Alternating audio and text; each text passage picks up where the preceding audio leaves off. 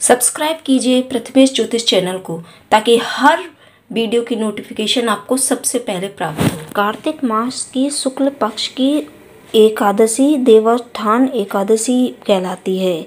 इस एकादशी को देवोत्थान या देव उठानी एकादशी भी कहते हैं। ऐसी मान्यता है कि इस दिन श्री विष्णु अपने 4 मास का विश्राम के पश्चात जागते हैं। इस बार देव उठानी एकादशी 14 नवंबर दिन रविवार को पड़ रही है।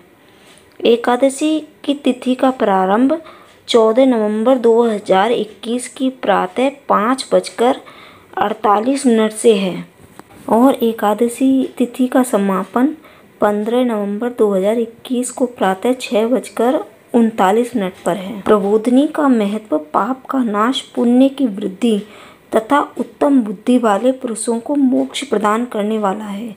एकादशी को एक ही उपवास कर लेने से मनुष्य 1000 अश्वमेध तथा 100 राजसूय यज्ञ का फल प्राप्त कर लेता है, जो दुर्लभ है, जिसकी प्राप्ति असंभव है तथा जिसे त्रिलोकी में किसी ने नहीं देखा।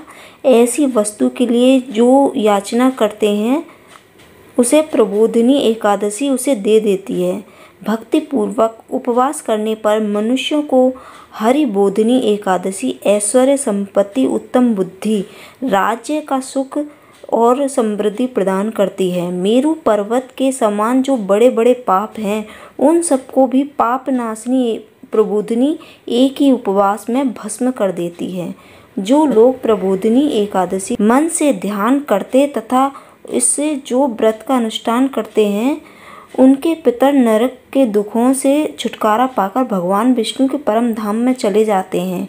जो प्रबोधिनी एकादशी के दिन श्री भगवान जी का स्मरण करते हैं उन्हें 7 द्वीपों से युक्त पृथ्वी दान करने का फल प्राप्त होता है।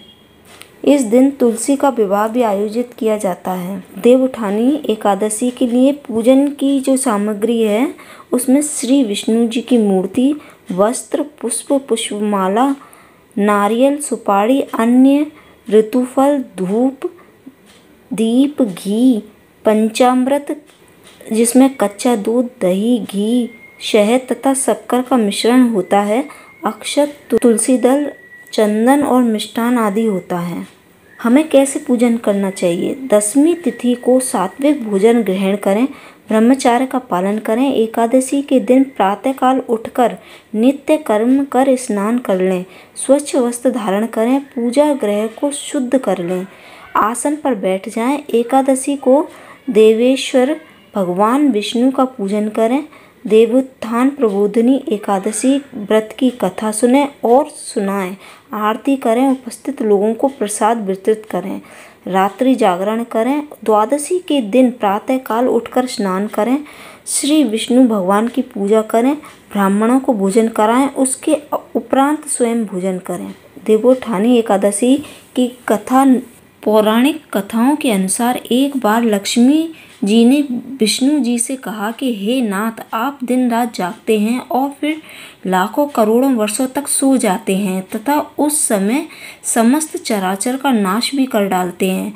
आप नियम से प्रतिवर्ष निद्रा लिया करें, जिससे मुझे भी कुछ समय विश्राम करने का समय मिल जाएगा।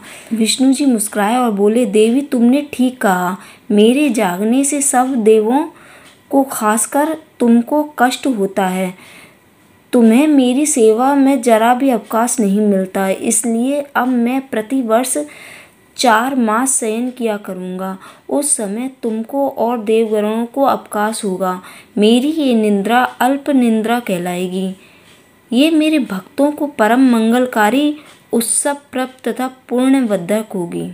जय श्री हरि। माना जाता है कि भगवान विष्णु 4 महीने का शयन काल पूरा करने के बाद इस दिन जागते हैं। देव उठानी के दिन माता तुलसी का विवाह भी आयोजित किया जाता है।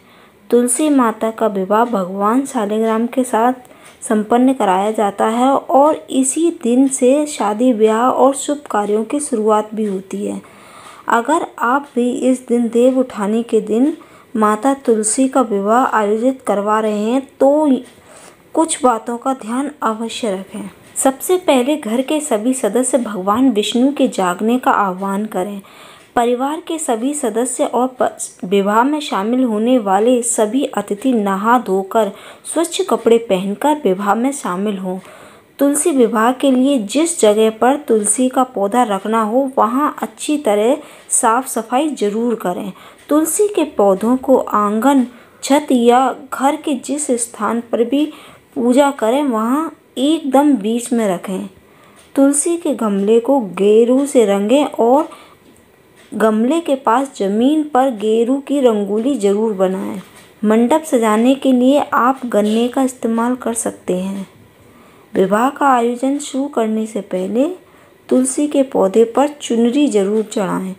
इसके साथ ही उन्हें चूड़ी पहनाएं और साथ में बिंदिया लगाकर उनका श्रृंगार करें। तुलसी के पौधे के दाईं ओर एक चौकी रखें और उस पर भगवान शालिग्राम को बिठाएं। तुलसी के पौधे के साथ गमले में भगवान शालिग्राम पर दूध से भीगी हुई हल्दी चढ़ाएं। भगवान शालिग्राम पर अक्षत न छिड़कें बल्कि इसकी जगह तिल का इस्तेमाल करें। पूजन करते हुए इस मौसम में आने वाले फल जैसे सिंघाड़े, गन्ना, बेर, आंवला, सेब आदि चढ़ाएं। विवाह के समय बोले जाने वाला मंगलाष्टक अगर आप जानते हैं तो वो जरूर बोलें। घर के पुरुष सदस्य भगवान शालिग्राम को चौकी समेत हाथ में लेकर तुलसी माता की 7 परिक्रमा करें। विवाह पूजन संपन्न होने पर भोजन और प्रसाद वितरण जरूर करें। आशा है वीडियो में दी गई जानकारी पसंद आई होगी। अगर पसंद आए तो लाइक, सब्सक्राइब और शेयर कीजिए। धन्यवाद।